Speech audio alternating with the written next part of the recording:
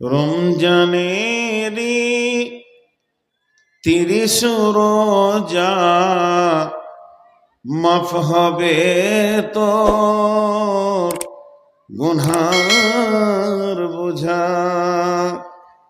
মাসুম শিশুর মতো আল্লাহ জীবন তোমায় করবে দান।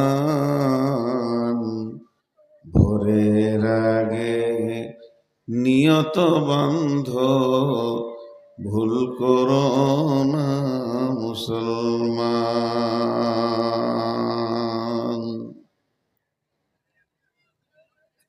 এই মাসেতে একটি রাত্রি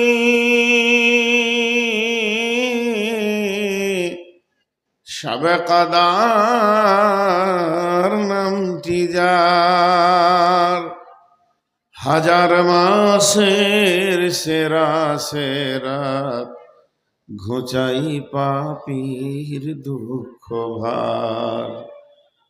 এই রাতেরই উপাসনা আল্লাহর প্রিয় নজরানা।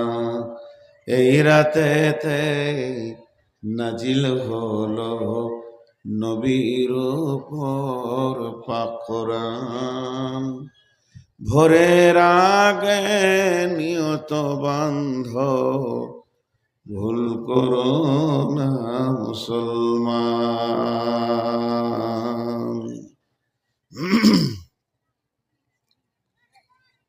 রোজাদারের দুইটি খুশি,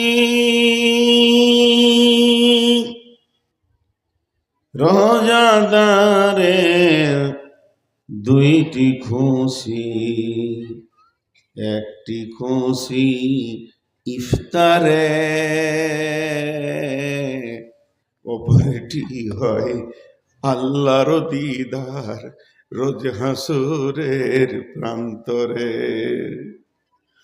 রোজাদারের দুইটি খুশি, একটি খুশি ইফতারে,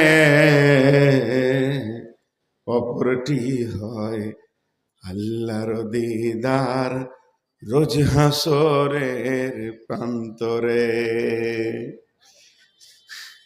এত সুন্দর মধুর ডাকে যেজন সদা লুকিয়ে থাকে, রোজ হাসরে কাঁদবে সেদিন পাবে দাকো আল্লাহর দান। ভোরের আগে নিয়ত বান্ধ, ভুল করো না মুসলমান। বিসমিল্লাহির রহমানির রহিম। ইয়া আইয়ুহান নাসু মা গাররাকা বিরব্বিকাল কারীম। হে পৃথিবীর মানুষ, ও মানুষ, আজকের জালসার মাহফিলের নারী আর পুরুষকে আল্লাহ বলছেন, তোদের কি হয়েছে রে? দিদি পৃথিবীতে কেমন করে তোরা ডুবে গেলি? পৃথিবীর মালে কেমন করে ডুবে গেলি? স্বামীর প্রেমে, স্ত্রী স্বামীর প্রেমে, স্বামী স্ত্রীর প্রেমে, দুইজন ছেলে মেয়ের প্রেমে, বাপ বাটা সোনা দানা টাকা পয়সা জমি জায়গা আত্মীয়র প্রেমে ডুবে গেলি রে। আসল রবকে কি করে ভুলে গেলি? আল্লাযী খালাকাকা ফাসাওয়াকা ফাআদালাক ফি আই সূরাতিন মা শাআ রাক্কাবাক। যে আল্লাহ তোকে সুন্দর করে নিজের হাতে বানালো, শুধু বানালো না, ভিতরের পাশগুলোকে স্তর স্তর দিয়ে রেখেছে। কলিজা কোথা, ফেফসা কোথা, কিডনি কোথা, আর তোর ব্রেনকে কত সুন্দর বানালো। চোখ বানালো, চোখে তারা দিল কালো, কালো তারার ভিতরে মণি দিয়ে ক্যামেরা দিয়েছে। কত সুন্দর ভুরু দিয়েছে, মোষ দিয়েছে পুরুষকে, মাথার চুল দিয়েছে। আল্লাহ আল্লাযী খালাকাকা ফাসাওয়াকা ফাআদালাকা ফি আই সূরাতিন মা শাআ রাক্কাবাক। আমি যদি আমার কোনো বেটিকে বলি, বেটি রে আমি তোর আব্বা তোকে একটা পারফিউম দিলাম, এটা তুই নে, তোকে একটা কি দিলাম, মেকআপ দিলাম, এটা নে, বেটি আমার মেকআপটা যতদিন মাখবে আমাকে মনে রাখবে, কিন্তু ওই চেহারাটা যে বানিয়েছে তাকে মনে নাই। আল্লাহ বলছে কত বড় আমার সঙ্গে গাদ্দারি শুরু করলি বল। আল্লাযী খালাকাকা ফাসাওয়াকা ফাআদালাকা ফি আই সূরাতিন মা শাআ রাক্কাবাক কাল্লা বাল তুকাযযিবুনা বিদ্দীন। তোদের ভিতরে কিয়ামতকে অস্বীকার ঢুকে গেছে। ওয়া ইন্না লাহুম লাহাফিজিন। আমি জেনেলে তোদেরকে শুধু বানাইনি, তোদের পেছনে আমি সিআইডি ছেড়ে দিয়েছি, কিরামান কাতিবিন। তারা হলো সম্মানিত লিখক, ইয়ালামুনা মা তাফআলুন।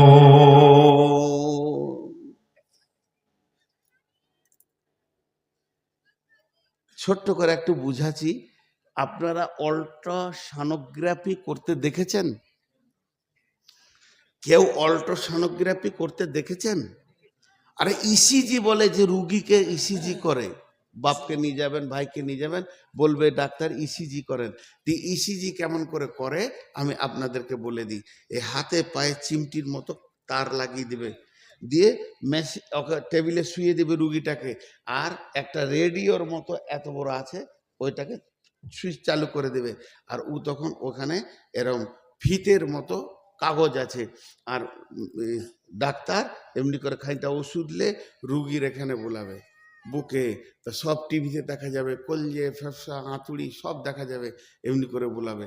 যখন ডাক্তার এটা বোলাতে শুরু করবে, ওইদিকে কাগজটা তখন ঘুরতে শুরু করবে, বেরোবে কড়কড় কড়কড়, আর ওখানে একটা কলম চলছে, খালি এরা ইশারা করছে, এত বড় বের করে খচ করে টেনে দিয়ে দেবে, এই দেখ তোর রিপোর্ট, ভিতরকার মাল কেমন আছে, ले तो रिपोर्ट ले ले। ডাক্তার কে দিগা, ডাক্তার মুখে দেখে বলে ও হার্টটা গোলমাল আছে, কিডনিতে জাম হয়েছে বলে দেবে, ওর রিপোর্ট ওকে ধরিয়ে দেবে, তাহলে ওই কলমটা চলে। আল্লাহ তাবারাক ওয়া তাআলা বলছেন, যেদিন তুই পৃথিবীতে এসেছিস তোর নামে একটা কলম চালু হয়ে গেছে। যতগুলো নারী, যতগুলো পুরুষ আমরা বেঁচে আছি, সবারই নামে একটা করে কলম অবিরাম চলছে। ওই কলমটা কিন্তু বন্ধ নাই। ওরা দুইজন লেখক রয়েছেন, কিরামান কাতিবিন, এর মানে হচ্ছে সম্মানীয় লেখক লিখছে, ইয়ালামুনা মা তাফআলুন, তোমরা যা করো তা লিখছে।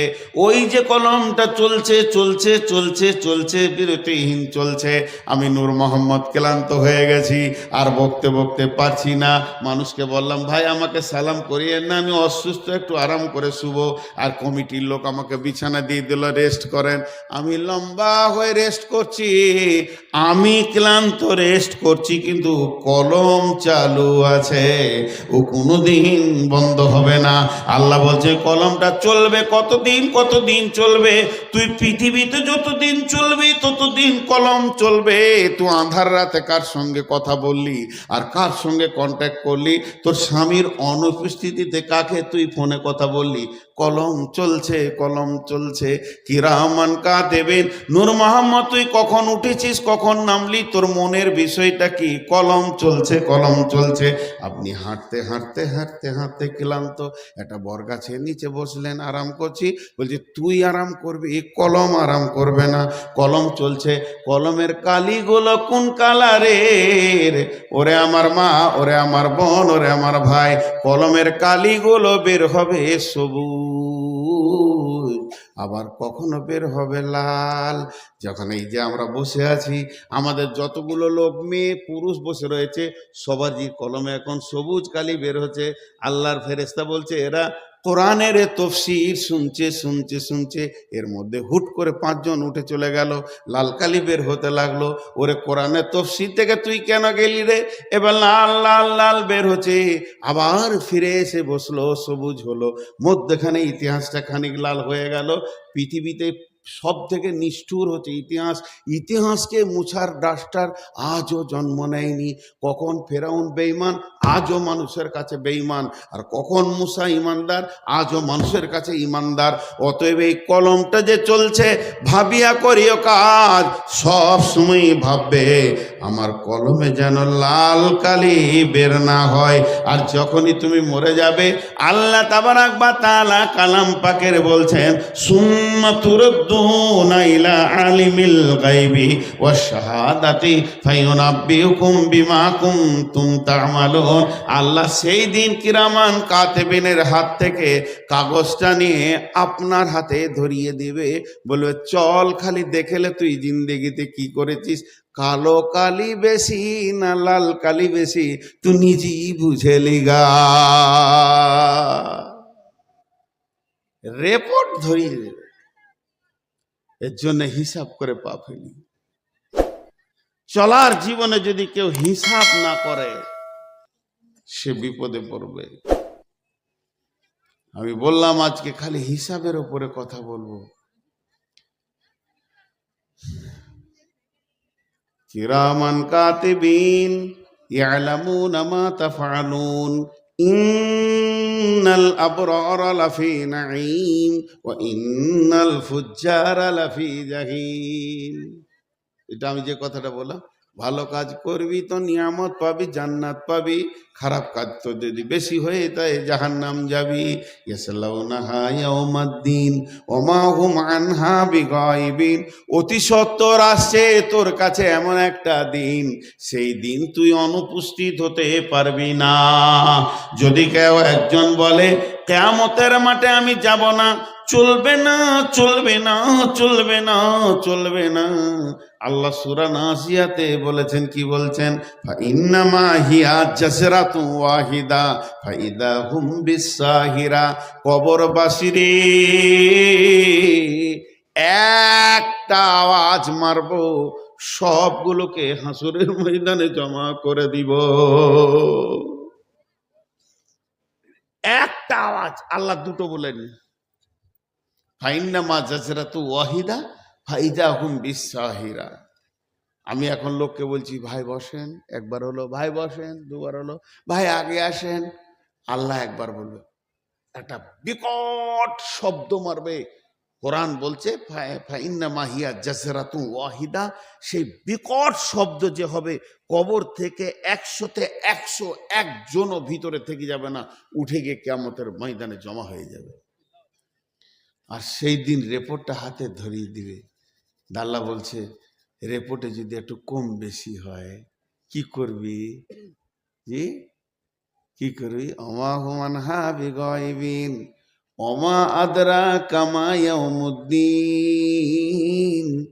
সুম্মা মা আদরা কামা ইয়াউমুদ্দিন। জানো সেই দিনটা কেমন? আবার বলছি, জানো সেই দিনটা কেমন? সেই দিনটা কেমন জানো? ইয়াউমাল্লা তামলিকু নাফসুন লিনাফসিন শাইআ ওয়াল আমরু ইয়াউমাইদিন লিল্লাহ।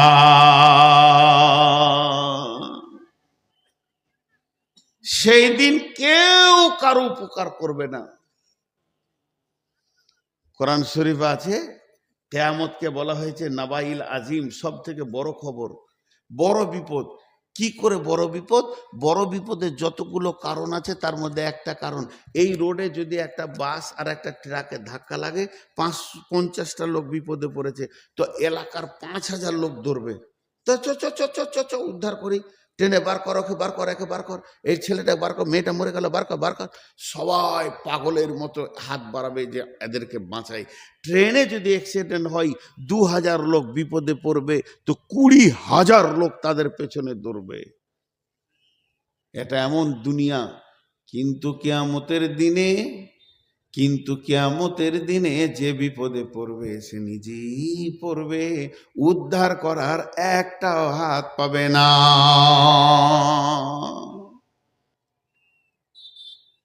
একটাও হাত আসবে না। উদ্ধার করতে একজন আসবে না। আল্লাহ বলছে, তোদের কি এটা ভয় লাগে না? একটা ছোট্ট হিসাব আপনাদেরকে আমি দিই, ছোট্ট হিসাব, খুব বড় নয়, একটু মনোযোগ দেন। বিসমিল্লাহির রহমানির রহিম। ইন্না ইলাইনা ইয়াবাহুম সুম্মা ইন্না আলাইনা হিসাবাহুম।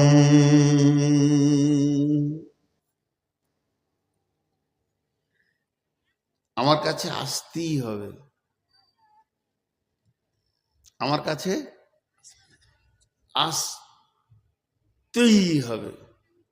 এটাকে 2 মিনিট বুঝাবো, হাতগুলো ধরে বলছি, এটা যদি বুঝে যান তা কাজ হয়ে যাবে।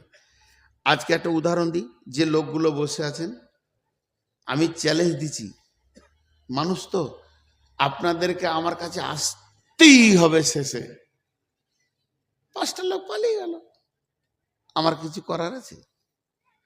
10টা মহিলা পালিয়ে গেল, চলে গেল, এলো না, কিছু করার আছে আমার? আর আল্লাহ যদি বলে আসতেই হবে, পালাইতে পারবে গো? পারবে না। আমরা যে পালাইতে পারিনি তার প্রতীক চিহ্নটা কি বলেন? আমরা যে পালাইতে পারিনি তার প্রতীক চিহ্নটা কি? একটা উদাহরণ দিব, আর একটা বিশাল দিচ্ছি, ভালো করে শুনেলেন। আমি আসছি বর্ধমান থেকে, আর এখান থেকে যে আমার সঙ্গে যোগাযোগ করছে, বারে বারে ফোন করছে, বলছে কোথায় আছেন? ফারাক্কা। আবার 1 ঘন্টা পর কোথায় আছেন? মালদা পাল করলাম। আবার আধ ঘন্টা পর কোথায় আছেন? এই তো গাজলে চা খাচ্ছি, যাচ্ছি, এই দৌলতপুরে রয়েছি, ভিতর দিয়ে ঢুকে গেছি। আর খানিকটা তা এই দিক থেকে বলছে, ও ঠিক আছে। ঠিক আছে মানে কি? তুমি আসছো, ঠিক আছে মানে আপনি ঠিক আসছেন, আমার কাছেই পৌঁছাবেন। একজন দার্শনিক বলছেন, আল্লাহ দেন একসঙ্গে, লেন কিস্তিতে। আমাকে কেউ 50 লাখ টাকা একসঙ্গে দিয়ে বলছে, নূর মোহাম্মদ ব্যবসা কর, মাসে 1 লাখ করে দিস। 50 লাখ টাকার বিঘ্নি নিয়ে বসলাম, মাসে 1 লাখ কি মাসে 50,000 করে দিবি, 100 মাসে শেষ হয়ে যাবে। ও আমার বিরাট উপকার করলো। তো আল্লাহ দেন একসঙ্গে, লেন কিস্তিতে। একসঙ্গে দেন মানে, আমাকে যখন মায়ের পেটে আল্লাহ আমার শরীরটা, বড়িটা বানিয়েছেন, পায়ের নখ থেকে নিয়ে মাথার চুল পর্যন্ত সবগুলো আল্লাহ একই সঙ্গে দিয়ে দিয়েছেন, কোনো পাশ বাকি রাখেনি, কোনো পাশের অভাব রাখেনি। তারপরে আল্লাহ দেওয়া বডিটা নিয়ে আমি দুনিয়া করতে শুরু করেছি। এবার আল্লাহ কিস্তি শুরু করেছে। প্রথম কিস্তি হলো চোখে কম দেখছি, এটা একটা কিস্তি। এবার নিবে কিস্তি কিস্তি। কানে কম শুনছি, আগে তো এই চেয়ার থেকে হুটপাট করে নেমে যেতাম, এখন চেয়ার থেকে উঠলে 1 মিনিট দাঁড়াতে হচ্ছে, হাত পা কাঁপছে, তার মানে পায়ের দুর্বলতা এসেছে। এরপরে ব্রেনে কমজোরি এসে 3 বার করে উজু করছি, খেয়াল রাখতে পারছি না, তার মানে কিস্তি শুরু হয়ে গেছে। আর এই কিস্তিটা যখনই শুরু হয়েছে, আল্লাহ বলছে, নূর মোহাম্মদ, বলে বলেন আল্লাহ, বলে তোর চোখ গেছে কি? বলে হ্যাঁ গেছে। বলে ঠিক লাইনে আছিস। তারপরে বলে গেল কোথায়? বলে চুলগুলো কোন কালার হলো? বলে সাদা। বলে তাহলে ঠিক লাইনে আছিস।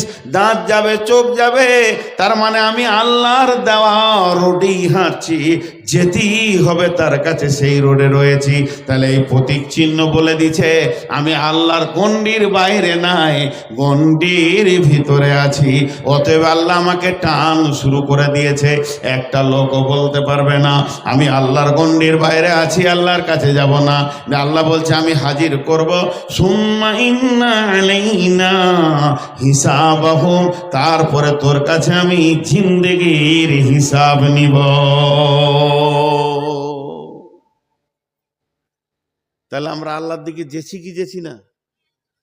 অনেক আবার দাড়ি সাদা হয়ে গেছে, এই যে লাল কালার, ঠিক আছে সুন্নত লাগানো যাবে, আবার কালো কলপ মেরেছে, ও বলছে যে আমি 16 বছরের বাছুর হব।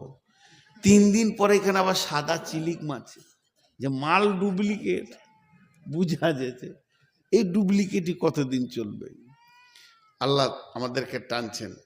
আর একটা আয়াত আপনাদেরকে শোনাবো, খুব ধ্যানের সঙ্গে নেন এটা। বিসমিল্লাহির রহমানির রহিম। ইয়া আইয়ুহান নাসু তাকু রাব্বাকুমুল্লাযী খালাকাকুম মিন নাফসিন ওয়াহিদাতিন ওয়া খালাকা মিনহা যাওজাহা ওয়া বাসসা মিনহুমা রিজালান কাসীরান ওয়ান নিসা ওয়াত্তাকুল্লাহাল্লাযী তাসাআলুনা বিহি ওয়াল আরহাম ইন্নাল্লাহা কানা আলাইকুম রাকিবা।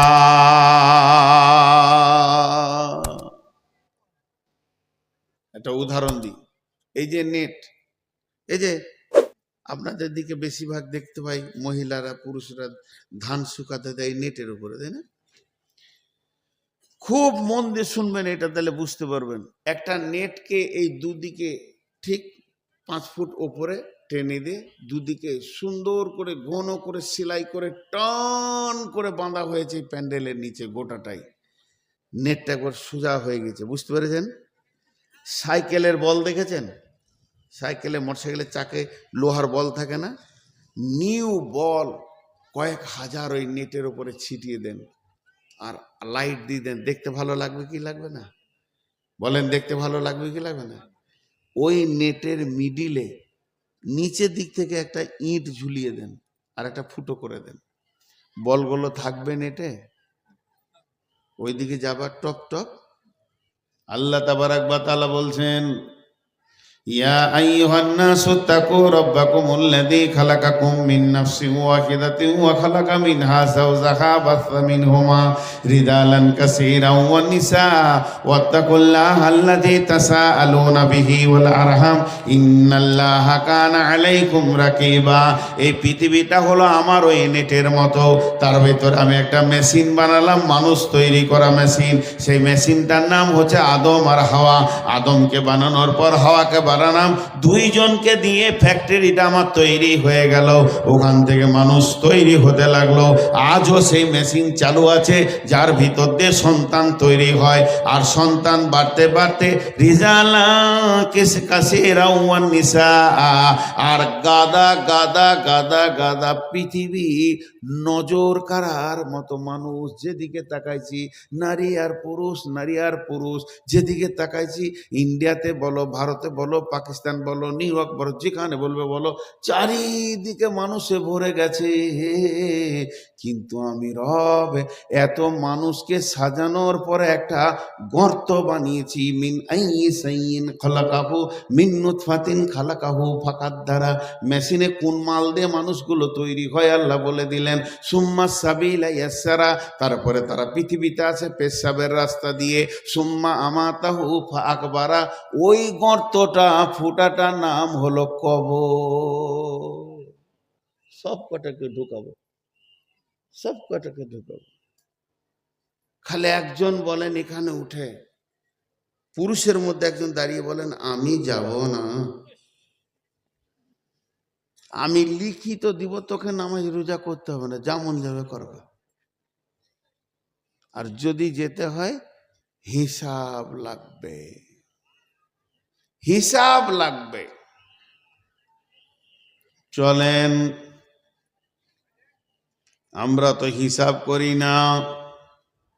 সাহাবারা রাদিয়াল্লাহু আজমাইনেরা নিজের জিন্দেগিকে হিসাব করে পঙ্খানো পঙ্খানো পঙ্খানো তিলে তিলে হিসাব করে তারা দুনিয়া করেছে। আমরা ভাবি হয়তো আমাদের মতো উদাস হয়েছিল। একটা সাহাবীর নাম বলছি, সাহাবীটার নাম হলো হযরত উমর বিন খাত্তাব রাদিয়াল্লাহু তাআলা আনহু। লোকটার ব্যাপারে একটু জানা দরকার আছে। একদিন উমর বিন খাত্তাব একটা মরুভূমিতে সফর করছেন। তিনি তখন মুসলিম জাহানের আমিরুল মুমিনিন, 18 লক্ষ বর্গ মাইলকে শাসন করছেন, অর্ধ পৃথিবী একটা আঙ্গুলের ইশারাতে চালাচ্ছেন। এই রকম একজন ব্যক্তিত্ব সম্পন্ন মানুষ মরুভূমিতে যেতে যেতে সাথীদেরকে বলছে, সাথীরে, তোমাদের আমিরুল মুমিনিন উমর বিন খাত্তাব এই মরুভূমিতে উটের রাখাল ছিল। বাচ্চা জীবনের কথাটা বলছে। আমি একদিন কি করেছি জানো, উট চড়াতে এসেছি, খুব রোদ, গাছ নাই যে গাছের নিচে বসবো, তো ছায়া খুঁজছি, গরম লেগে গেছে, যে উটের পাছাতে বসেছি। লে মজা, বুদ্ধি কত!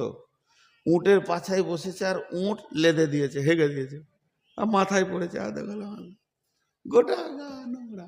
পানি তো নাই, মরুভূমি, ধুবে কোথা। ওই অবস্থায় বাড়ি গেছে।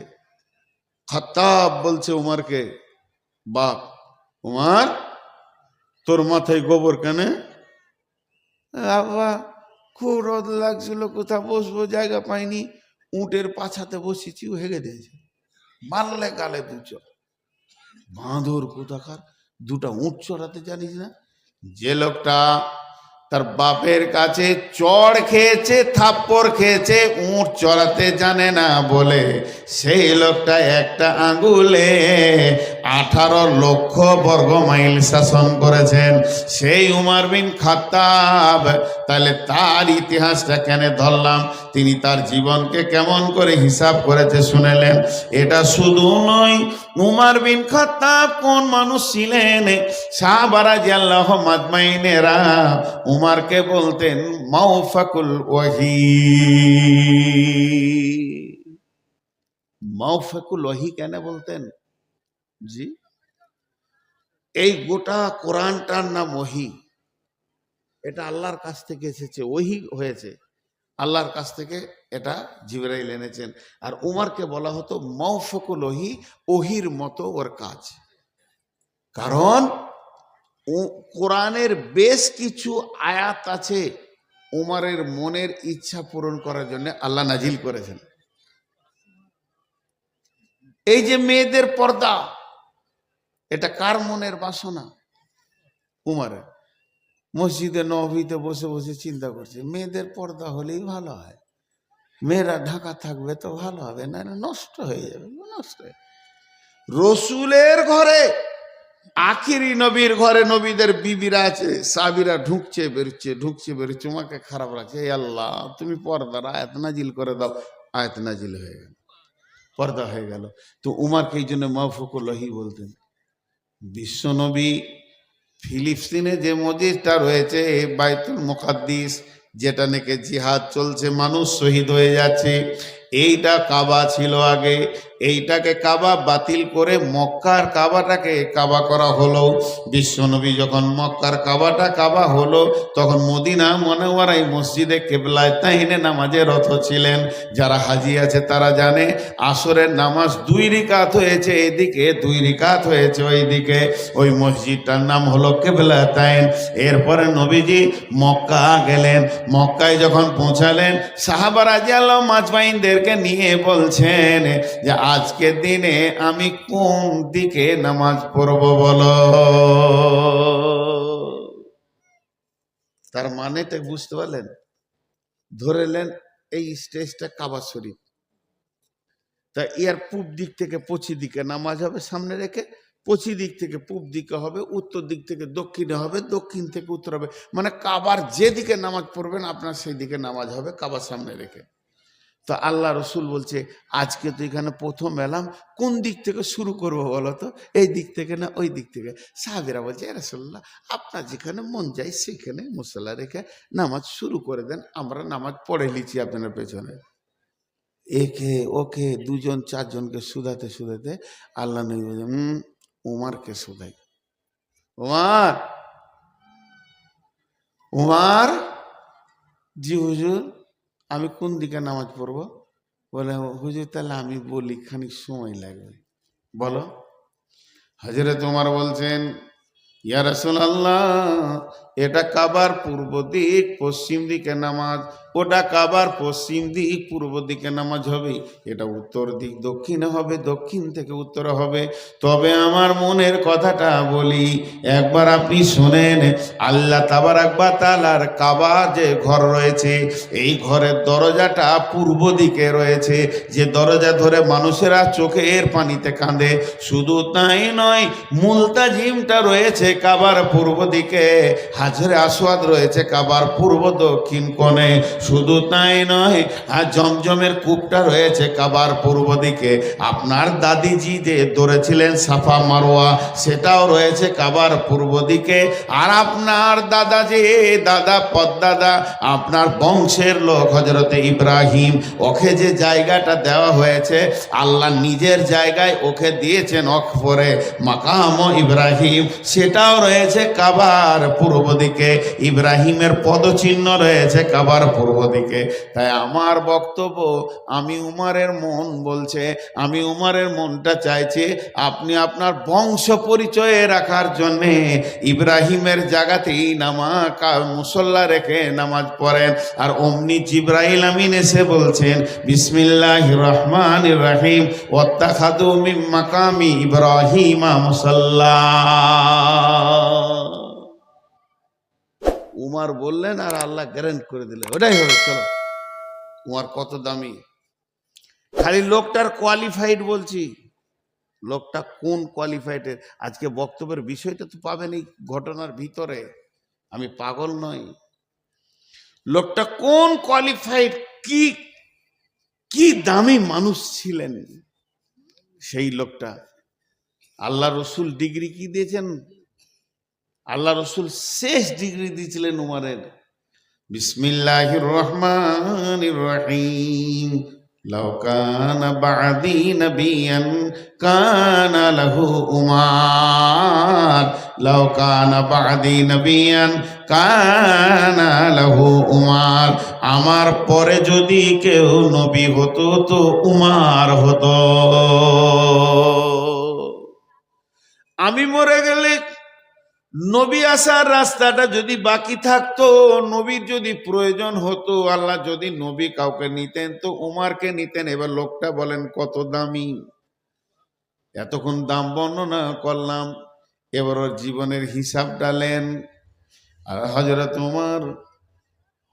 উমার ফিরুজ বলে একটা ছেলে, সে মানে বিজনেস করতো, ওদের ট্যাক্স দিত। সে উমারের কাছে দাবি করলো উমার আমার ট্যাক্সটা বেশি হয়ে গেছে। উমার বলল ঠিক আছে, তোমাকে আমি দেখা করব। দেখা করে ওর কাছে জিজ্ঞেস করলো তুমি মাসে কত আয় করো? বলে মাসে আমি এত আয় করি, এই সব কারুকার্য আমি নিজের হাত দিয়ে বানাই। তখন বলল তোমার ট্যাক্সটা এমন কিছু অন্যায় করা হয়নি, ওই ট্যাক্সটা তোমাকে লাগবে। ওর মনটা বিগাড়ে গেল, আর মনে মনে করছে খালি কবে মারবো মারবো। ওই বেঈমান একটা ভুজালি বড় বর্ষা আর খঞ্জর নিয়ে মসজিদে গোপনে লুকিয়ে আছে। সে যুগে তো ইলেকট্রিক লাইট লয়, সে যুগে তো তৃপ্তি করে পলতে চলছে, এমনি করে ছোট ছোট প্রদীপ জ্বলছে। মসজিদের ভিতরে নামাজ হবে, ওই একটা কোণে আন্ধারে আছে ফজরের নামাজ। হযরত উমর যে ইমামতিতে আল্লাহ আকবার বলেছে, ও বেঈমান সুযোগকে হাতছাড়া করলো না। পেছন দিক থেকে আঘাতের পর আঘাত শুরু করেছে, একটা দুটা নয়, 6 থেকে 8টা আঘাত করেছে। 6টি আঘাতের ভিতরে বুকে আছে, পেটে আছে, তল পেটে আছে। তল পেটে যখনই আঘাতটা পড়ে গেল, হযরত উমর দেখলেন আর আমার ইমামতি করা সম্ভব হবে না। এদিকে রক্ত ঝরঝর করে বের হচ্ছে, রক্ত স্খলন হচ্ছে। ওই অবস্থায় পেছন দিকে হাত বাড়িয়ে একটা সাহাবীকে ধরলেন। ওই সাহাবীটার নাম হলো আব্দুর রহমান ইবনে আওফ। ওকে টেনে মুসল্লায় দাঁড় করিয়ে দিয়ে ওকে ইশারা করে দিলেন নামাজ চালাও। এবার উনি মাটিতে পড়িয়ে গিয়ে ডান দিকে বাঁ দিকে কতরাতে শুরু করেছেন। ওনাকে তুলে বাড়িতে নিয়ে যাওয়া হলো। চারিদিক থেকে রয়ে রয়ে রয়ে রয়ে কাণ্ড পড়ে গেল। হযরত উমরকে খঞ্জর মারা হয়েছে, আর বাঁচবে না। বেঈমান ধরা পড়ে গেছিল, বেঈমানকে কতল করা হয়েছে। কিন্তু হযরত উমর ওই অবস্থায় শুয়ে আছেন, আর রক্ত যেন দরদর দরদর করে বের হয়ে গেছে। আবার একজন কবিরাজ এলেন, কবিরাজ বলছেন তাড়াতাড়ি দুধ পান করান, দুধ খাওয়ান। সেই দুধ যখন গরম করে হযরত উমরের মুখে দেওয়া হচ্ছে, বন্ধুরে দুধকে গিলছে, দুধ পেটে যেছে না, বরং ক্ষত জায়গা দিয়ে বের হয়ে গেছে। উমার বুঝে নিলেন এবার আমাকে আল্লাহর ডাকে চলে যেতে হবে। এই কথা বুঝে নিলেন। এবার দেখেন ওনার হিসাবটা দেখেন, কাগজ কলমে দেখেন হিসাব, 1 টাকা লয়, 1 নয়া এদিক ওদিক হবে না। জীবনকে কি করে হিসাব করছে। যুবকদের হাতগুলো ধরে বলছি, বাপজি হে বেটা হে, এই কথাটা যদি তুমি করে বলছি, মহব্বত জড়িত কণ্ঠে বলছি, তুমি করে, আমার দাড়ি পেকে গেছে বাবা, তোমরা আমার ছেলের বয়সে, এই জন্য তুমি করে বলছি যুবকদের হাত দুটো ধরে। আজকের এই কথাটা যদি আমল করে নিতে পারো শুকরান, এই জালসাওয়ালাও শুকরান, নূর মোহাম্মদের কবরও শুকরান। কি বলছে দেখেন উমার, যত সাহাবি দৌড়ে আসছে তার মধ্যে একটা সাহাবি ধরে লুঙ্গিটা ধরে ধরে তাড়াতাড়ি করে, কি হলো কি হলো, উমারকে কে মেরে দিয়েছে রে, আরে যারা খঞ্জর মেরে দিয়েছে আর বাঁচবে না রে, উমার বাঁচবে না। মহব্বতের সঙ্গে বলছে সে একটা কাজ করেছে, কি ইচ্ছা করে লয়, অনিচ্ছাকৃত অনিচ্ছাকৃত অনিচ্ছাকৃত, খেয়াল নাই খেয়াল নাই খেয়াল নাই। দৌড়ে এসে উমারের কাছে দাঁড়িয়ে বলছে, আমিরুল মুমিনিন আপনার খুব কষ্ট হচ্ছে, কি হয়ে গেল, মুসলিম জাহানের ক্ষতি হয়ে গেল, এই কথা বলছে। কিন্তু খেয়াল করে নাই ওর লুঙ্গিটা টাকনুর নিচে আছে। পাপটা কত বড়, লুঙ্গিটা খালি টাকনুর নিচে আছে। হযরত উমর জান যাবে যাবে অবস্থা, রক্ত তত্তর করে বের হচ্ছে, শরীর শিথিল হয়ে গেছে। ওই অবস্থায় ওই লোকটাকে কি বলছে শুনেলেন, রে আল্লাহর গোলাম, ওরে রসুলের উম্মত, ওরে আল্লাহর গোলাম, ওরে রসুলের উম্মত, আমি উমারকে তুই মরতে দে, আমি মরে গেলে ইসলামের ক্ষতি হবে না, তুই রসুলের সুন্নতটাকে আগে বাঁচা, এইটা যদি মরে যায় ইসলামের ক্ষতি হয়ে যাবে। কি অঙ্ক করছে, কোন অবস্থায় করছে। আজকে আমার বাপজি একবার দাঁড়াও, দে তোমার লুঙ্গিটা দেখো, তোমার ফুল প্যান্টটা দেখো, দুঃখ লাগে। আমি গাড়ি থেকে নামলাম, সাথে করে ধরে ধরে নিয়ে গেল মসজিদে, গেটে দিয়ে বলছে এটা আমাদের মসজিদ, এখানে ব্যাচ লাগানো, তুমি জলসা কমিটি, নামাজ পড়বে না, ফুরুক করে পালিয়ে গেল। আর ওর ফুল প্যান্ট একদম নিচে ঘেঁষ লেগেছে। আর একটা কথা মাঝে বলে দিচ্ছি, এটা মহিলাদের দরকার নেই, পুরুষদেরকে বলছি। আজকে আমি বাথরুমের যে ঘটনাটা দেখলাম, আমি বলার ইচ্ছা ছিল না, না বললে আবার ভুল হয়ে যাবে। যারা টাইট ফুল প্যান্ট পরে পেশাব করছে তাদের অসুবিধা হয়, তো বসে কোনো রকম পেশাব করছে, যে পেশাব করে দাঁড়ানোর পর পানিটা নিচ্ছে, এটা ঠিক করছে? পানিটা যে নিচে পড়বে ছিটিয়ে তো আবার গায়ে লাগবে, ওর নামাজ হবে না। আজকে ওই করে একজন নামাজ পড়েছে, ওকে আমি খুঁজে পেলাম না, চচ্চর করে পানিটাকে ঢালছে বদনা, আর নিচে চারবার করে গোটা পাটা অর্ধেক ভিজে গেল, তারপর আবার উজু করে নামাজ পড়তে চলে গেল। জি না, এগুলো খেয়াল করেন। তারপরে শুনেন উমারের কথাটা। উমার নিজের ছেলেকে ডেকে বলছে, বেটা আব্দুল্লাহ, বাঘের বাচ্চা বাঘ। বেটা দৌড়ে এসে বলছেন, লাব্বাইক আব্বাজান, কি বলছেন বলেন। বেটা আব্দুল্লাহ রে, তুমি চলে যাও আম্মা জান আয়েশার কাছে, আমি একটা দরখাস্ত দিছি বেটা, আমার আর্জিটাকে আম্মা জান আয়েশাকে গিয়ে বলবে, তিনি যদি মেনে নেয় তো আলহামদুলিল্লাহ, না মানলো আলহামদুলিল্লাহ। বেটা বলছে, আব্বা বলেন। বলে, তুমি যে আগে সালাম দেবে, তারপরে আমার সালামটা আম্মা জানকে পৌঁছে দেবে, তারপরে বলবে, আমার আব্বা এখন অন্তিম শয্যায় শুয়ে আছে, খানিক পরেই পৃথিবী ছেড়ে দিয়ে আখেরাতের খাতাতে নাম চলে যাবে আম্মা জান। আমার আব্বা বড় একটা আর্জি রেখেছে আপনার কাছে, তার মনের আশা তার 2 বন্ধুর কাছে সে কিয়ামত পর্যন্ত শুবে। যেহেতু আম্মা জান আয়েশার ঘরে রসুলের কবর, আম্মা জান আয়েশার ঘরে আবু বকরের কবর, একটা হলো স্বামী, একটা হলো বাপ, আমি তো কেউ নয়, আমাকে ওই ঘরে জায়গা দিতেও পারে না পারে।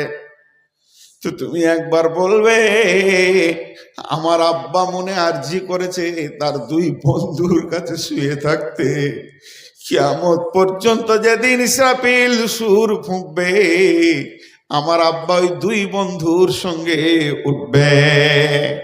আম্মা জান আয়েশাকে যখন গিয়ে বলল আব্দুল্লাহ, আব্দুল্লাহর কথা শুনে আম্মা জান আয়েশা সামান্য এই 1-2 সেকেন্ড মতো চুপ থাকার পর বলল, আব্দুল্লাহ আমি অনেক ভেবে দেখলাম, ইসলামে অনেক অঙ্ক করে দেখলাম, হিসাব করে দেখলাম, এই ইসলামকে বাঁচানোর জন্যে ওমারের যত কোরবানি আছে আমার অত নাই, অতএব ও দুই বন্ধুর কাছে থাকবে, এটাই হলো ওর হক। আমি পারমিশন দিয়ে দিলাম, তোমার আব্বাকে গিয়ে বলো গা। যে যখন বলল আব্বা যান আলহামদুলিল্লাহ পড়লেন, আপনার মনে রাজি পোড়া হয়ে গেছে, আম্মা আয়েশা কবুল করে নিয়েছে, আপনি পৃথিবী থেকে চলে গেলে আপনার লাশ নিয়ে রসুল আর আবু বকরের পাশে দেওয়া হবে। এরপরে আব্দুল্লাহ বসে গেলেন, বসে গিয়ে আব্বার মাথাটা নিজের জায়গায় নিয়ে চুলগুলোকে এমনি এমনি করছেন, মুখগুলোকে সহেলে দিচ্ছেন, আর আব্দুল্লাহ বাগের বাচ্চা কত সুন্দর করে আব্বাকে বলছেন, আব্বা যান আপনাকে আমাকে হতাশ মনে হচ্ছে। কেন হতাশ হবেন? আপনার তো এখন রবের সঙ্গে মুলাকাতের দিন, এখন তো আপনি চললেন রবের কাছে, একটা মুমিন লোক রবের কাছে যাবে তো হতাশ তো হবে না। উমার কেঁদে ফেললেন, কেঁদে বললেন, বেটা তুই তো ভাবছিস তোর বাপ তোর রবের কাছে চললো, আমি মৃত্যুকে নিয়ে হতাশ হই নাই রে বাবা, এখন আমি অঙ্ক করে দেখছি, জিন্দেগির হিসাব করে দেখছি, আমি কি নিয়ে আল্লাহর সামনে দাঁড়াবো ওটাই খুঁজে পেছি না। আমি কি নিয়ে দাঁড়াবো, কেমন করে আল্লাহর কাছে যাবো? ওই ওমর তুই কে নিছিস বল, আমি কিছুই খুঁজে পেছি না। বেটা বলছে, আব্বা আপনার নামের পাশে বিশ্বনবী রাদিয়াল্লাহু তাআলা আনহু দিয়ে গেছেন, ভয় করবেন না। বেটা বারবার সাহস দিচ্ছে। হযরত উমর বলছেন, বাবারে আমি মরে গেলে তাড়াতাড়ি মাটি নিচে করে দিও, যদি আমি নেককার হয় ওখানটাই আমার জন্য ভালো, আর আমি যদি বদকার হয় বোঝা ঘরে রাখিও না। এবার এটারে আমার কবরটা অতি সংকীর্ণ করবে, বড় করো না। আমার রব যদি রাজি থাকে ও কবর অটোমেটিক বড় হয়ে যাবে, আর আমার রব যদি রাজি না থাকে তুমি বড় কেটে দিয়ে কিছুই করে দিতে পারবে না। বাবা বেটারে আমাকে সাদা বাটা মোটা কাপড় দিয়ে দাফন করিও, কাফনটা বড় নিও না, বড় শুধু সাদা বাটা সহিত এই কাপড়ই চলে যাবে, তা আমাকে সাদা বাটা কাপড় দিও, বড় কাপড় দিও না, এতে আমার কোনো কাজে আসবে না। এরপরে হযরত উমরের মাথায় হাত বোলাচ্ছে। উমর বলছেন, বেটারে তোর জাং থেকে মাথাটা মাটিতে নামিয়ে দে, আমি মাটিতে ঘিষ্টিয়ে শেষ বিদায়টা নিই।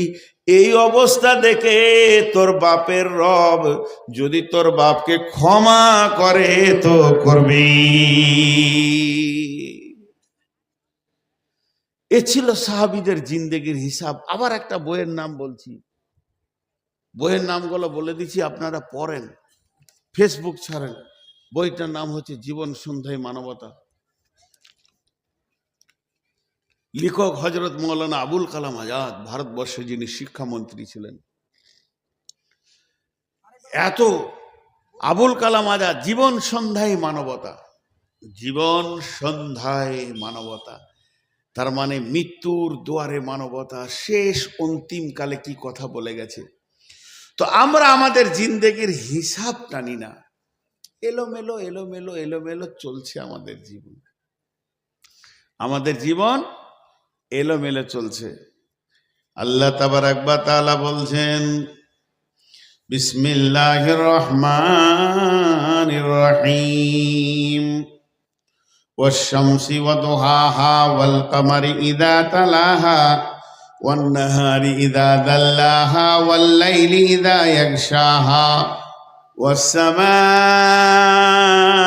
وما بناها والأرض وما طحاها ونفس وما سواها فألهمها فجورها وتقواها قد أفلح من زكاها وقد خاب من دثاها জীবনের হিসাব আর একটা পাঠ। মা বোন বেটি আমার, একটা উদাহরণ দিই। আমাকে এই ভাই ছোট ছেলে বলছে, হুজুর মিষ্টি খাবেন? তা আমি বলছি, আমি সুগার মিষ্টি খাবো না রে বাবা। খান। বলছি রে বাবা সুগার খাবো না, একটা খান। আচ্ছা এগুলো ভালো লাগে? আস্তে আস্তে আমাকে রাগ লাগছে, আর সুগারি রুগী তাড়াতাড়ি রেগে যায়। শেষকালে বলছি আমি মিষ্টি খাবো না, আমার খালি পেটে সুগার 390 মানে 400, আমার শরীর চলছে না, হাত পা কাঁপছে, একটা খান। আর রাগ থাকবে, মনে হচ্ছে গালে একটা চর মেরে দিই। তখন বলছে, ওই মার খাবি তুই? বলছে হরিরামপুরে মিষ্টি, ওর কোনো ওষুধ আছে? এরপর আমি খুব রেগে গেছি। রেগে যাওয়ার পর বলছি, আল্লাহর কসম, আল্লাহর কসম, আল্লাহর কসম, আল্লাহর কসম, আল্লাহর কসম, আল্লাহর কসম, আল্লাহর কসম, আল্লাহর কসম, আল্লাহর কসম, আল্লাহর কসম, আল্লাহর কসম, আমি মিষ্টি খাবো না। কবার বললাম? 11 বার কসম করলাম, দিয়ে বললাম মিষ্টি খাবো না, মিষ্টি খাবো না। কথাটা কত ছোট, কসমটা কত বড়। তা আল্লাহ এখানে 11টা কসম করে একটা কথা বলছেন, তাহলে এটা কত গুরুত্ব আছে। আমি গুরুত্বটা বুঝাইছি। আমি খুব রেগেছি বলি তোর ওপর 11টা কসম খেলাম, খুব বেশি রেগে গেছি, আর রেগে রেগে বলছি আল্লাহর কসম, আল্লাহর কসম, আল্লাহর কসম। রাগ আর আমার থামছে না। যখন 11 হলো তখন বললাম মিষ্টি খাবো না, যাও। ও তখন সুরসুর করে পালাইলো। যদি না পালাইতে আবার থাবড়ে দেবে, বোড়ার আর হুঁশ থাকবে না, পালিয়ে গেল। তো আল্লাহ 11টা কসম খেয়েছে, যে ছোট্ট একটা কথা বলছে। আর ওই কথাটা কত গুরুত্ব, যে আল্লাহর মতো একটা মাবুদ 11 বার কসম খেয়েছে। বেটি আমার কান করে শোনেন 11টা কসম। বিসমিল্লাহির রহমানির রহিম। والشمس وضحاها والقمر إذا تلاها والنهار إذا دلاها والليل إذا يغشاها والسماء وما بناها والأرض وما طحاها ونفس وما سواها فألهمها فجورها وتقواها قد أفلح من زكاها وقد خاب من دثاها।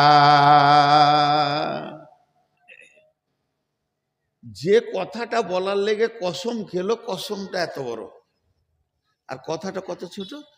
قد أفلح من زكاها وقد خاب من دثاها। ছোট করে বলি আল্লাহর মতো করে।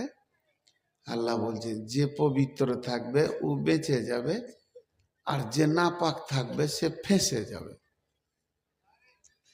কিয়ামতের দিন যে পবিত্র থাকবে সে কি হবে? বেঁচে যাবে। মুখ খুলেন। আর যে নাপাক থাকবে ফেঁসে যাবে। তাহলে আজকে জলসা এখানে শেষ করে দিই। আপনারা বাড়ি যান, গোসল করতে লাগেন, কুচলে কুচলে ময়লা তুলেন। কারণ কোরআন বলেছে যে পবিত্র থাকবে সে বেঁচে যাবে, যে নাপাক থাকবে সে ফেঁসে যাবে। তাহলে গায়ের ময়লাগুলো সব তুলে একদম মহিলারা গোসলখানায় ঢুকে যান, মার্শাল চালিয়ে দেন, আর গরম গরম পানি বের হওয়া, সাবান দিয়ে এমনি করে কুচলে কুচলে যত মাথার চুল টুল আছে, কানের ময়লা ভালো করে, একজন যদি না পারেন আরেকজনের কুচলে দেন, যে গোটা শরীর বডি করে পাক করে এলেন। যে পাক থাকবে বেঁচে যাবে, যে না পাক থাকবে ফেঁসে যাবে। কে বলছে? কোরআন বলছে, আল্লাহ বলছে। এখানে অবিশ্বাস করার কিছু নেই। গোসল করেন, খালি গোসল করেন। তফসিরটা বুঝতে ভুল হচ্ছে, ভাষা কিন্তু ওইটাই। আম্মা জান আয়েশা বলছেন রাসূলুল্লাহ সাল্লাল্লাহু আলাইহি ওয়াসাল্লাম কি, ইয়া রাসূলুল্লাহ, আমাকে পবিত্র হওয়াটা শিখিয়ে দেন, যে পবিত্র সব থেকে বড় পবিত্র, যে পবিত্র থাকলে বেঁচে যাব, না পাক থাকলে ফেঁসে যাব, এই রকম একটা বড় পবিত্র শিখিয়ে দেন। তার মানে আমার শরীরে যদি কুকুরের পায়খানা লাগিয়ে দেন, শূকরের পায়খানা লাগিয়ে দেন, আমি নাপাক হয়ে গেলাম, পেশাব লেগে গেছে, পায়খানা লেগে গেছে, স্ত্রীর সঙ্গে মিলন ঘটে গেছে, কিংবা মেয়েদের মেন্স হয়ে গেছে, নাপাক হয়ে গেছে, এর পাক হওয়ার রাস্তা হতে গোসল করে লাও, ফরজ গোসল করে লাও। ফরজের গোসল যখন তুমি করে নেবে, পাক হয়ে যাবে। সাবান, এই তোমার কাপড়ে পেচ্ছাপ লেগেছে, কুত্তার পেচ্ছাপ লেগেছে, কুত্তা পেশাব করে দিয়েছে, সাবান দিয়ে ধুয়ে লাও, তোমার পাক হয়ে যাবে, তোমার নামাজ হয়ে যাবে। কিন্তু নবীজি বললেন, আয়সারে, আল্লাহ যেটা বলতে চেয়েছেন সব থেকে বড় পবিত্র হচ্ছে এইটা, হ্যাঁ, রুজি হালাল। একটা দানা, আমি এক থালা বলি নাই, এক থবা বলি নাই, একটা ভাত হারাম ঢুকে গেল, পাককে পবিত্র করার আর কোনো রাস্তা নেই। নবীজি বলছেন, যদি কেউ হারামখোর হয় আর পেটের ভিতরে একটা ভাত হারাম ঢুকে গেছে, একটা ভাত হারাম ঢুকে গেছে, ওই লোকটাকে যদি সমুদ্রে 7টা সমুদ্রে পানিতে ডুবানো হয় আর সাবান তৈরি মেশিনে ডাইড্রামে ঘোরানো হয়, ওকে পাক করা যাবে না। সোনাতে যদি খাদ ঢুকে থাকে, ওকে সাবান দিয়ে খাদ বের করা যাবে না, সাবান দিয়ে বের করা যাবে না। ওকে বের করার একটাই রাস্তা, ওই সোনাটাকে অ্যাসিডে পোড়াতে হবে, আগুনে পোড়াতে হবে, তবেই ওর খাদটা বের হবে। আর যে লোকটা হারামখোর হবে, ওই খাওয়ার থেকে রক্ত হবে, মাংস হবে, হাড্ডি হবে, এই জিনিসটা যতক্ষণ পর্যন্ত জাহান্নামের আগুনে না পোড়ানো হবে, পবিত্র একে সমুদ্রের পানিতেও ডুবিয়ে করা যাবে না। আল্লাহ বলছে, হিসাব লাগা। হারামখোরের দল, গুল, গুড়াকুর, জর্দা, বিড়ি, সিগারেট, সুদ, জুয়া, তাস, লুডু, লটারি, যত রকম হারাম মেয়েরা বন্ধন করছে এখন। এক যুগে তফসির করতেন, বড় বড় মুরব্বীদের মুখে শুনেছি, দোয়া কার কাছে চাইতে হয়? মেয়েদের কাছে চাইতে হয়। যে আমাকে বলছেন, নাম দিয়ে বলবেন, আসসালাম আলাইকুম, মাওলানা দোয়া করবেন। তো মুরব্বীর আলেমদের মুখে শুনেছি, আমার কাছে চেয়েও না দোয়া, দোয়া মেয়েদের কাছে চাও। কেন? মেয়েরা হারাম করলাই, ইনকাম তো ওরা করে না, পুরুষ ইনকাম করে, যে ইনকাম করে সে সুদ খায়, ও স্বামীর খায়, ও হালাল কর। তো হালাল খোরদের দোয়া কবুল হবে। কিন্তু এখনকার মেয়েরা গ্রুপ আর বন্ধনে ঢুকে গেছে, বুঝেছে না? হারামখোর হয়ে গেছে, হারামখোর হয়ে গেছে, বন্ধনে চলে গেছে, গ্রুপে চলে গেছে, টাকা জমা করছে। উপায় নাই খালা, উপায় নাই বেটি, উপায় নাই হে আমার বন্ধু, হারামখোরকে জাহান্নাম যেতেই হবে, যদিও সে তাহাজ্জুদ পড়ে। তবে তওবা করলে আল্লাহ যখন সব মাফ করে, তো এটাও তওবা করার রাস্তা আছে। হে তওবা, তুমি আল্লাহর কাছে তওবা করো, যদি আল্লাহ কবুল করেন। হারামখোর, আল্লাহ আফসোস করে বলছেন, বিসমিল্লাহির রহমানির রহিম, ওয়াল ফাজরি ওয়া লায়ালিন আশরি ওয়াস সাফি ওয়াল ওয়াতরি ওয়াল লাইলি ইযা ইয়াসরি হাল ফি যালিকা কাসামুল লিজি হিজর, হাল ফি যালিকা কাসামুল লিজি হিজর, হাল ফি যালিকা কাসামুল লিজি হিজর। এখানে আল্লাহ 4টা কসম খেয়েছেন। একটা ফজরের কসম খেয়েছেন, এক 10 রাত্রির কসম খেয়েছেন, আর খেয়েছেন জোড় বেজোড়ের কসম খেয়েছেন, আর কসম খেয়েছেন, চলমান রাত্রির কসম খেয়েছেন। 4টা কসম করার পর আল্লাহ বলছে এটা কি জ্ঞানী ব্যক্তিদের জন্যে আমার কসমগুলো নয়। হে জ্ঞানী ব্যক্তিরা, তোমাদের বিবেক কি কাজ করবে না? জি, আমি একটা উদাহরণ দিচ্ছি। এখানে একটা হইচই লেগে গেল, খুব ঝগড়া, ওই মার ধর লাগার, ছেলে মেয়ে হইচই, এত হইচই হচ্ছে যে সামালা যেছে না। এরই মাঝে 10টা জ্ঞানী ছেলে, শিক্ষিত মাস্টার, কেউ গ্র্যাজুয়েশন করেছে, আমার সামনে রয়েছে। ওদের দিকে তাকিয়ে আমি চাপ দিচ্ছি, তোমরা থাকতে এটা হবে, ওরা নাইলে মূর্খ, বুঝে না, ওরা বেশি বকবে। আমার আবদারটা কার উপরে গেল? শিক্ষিতদের উপরে, যে তোমরা থাকতে ঘটনাটা ট্যাকেল করো।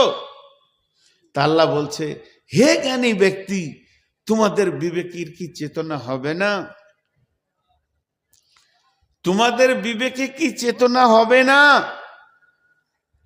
ভাই উঠিয়েন না, উঠিয়েন না ভাই, আপনারা চলে যেছেন। আপনারা মনে মনে ভাবছেন এই বকবে কতক্ষণ।